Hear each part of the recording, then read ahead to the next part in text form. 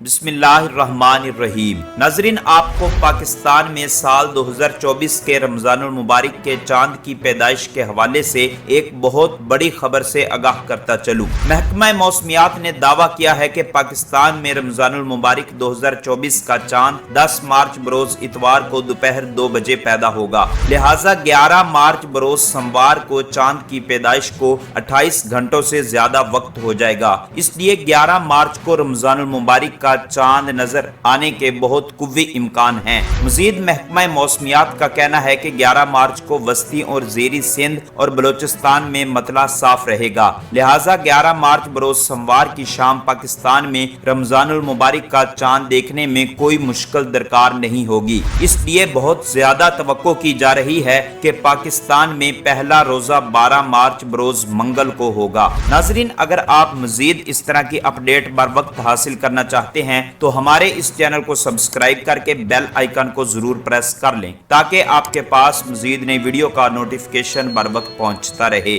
ملتے ہیں کسی نئی ویڈیو میں، تب تک کے لیے اللہ حافظ۔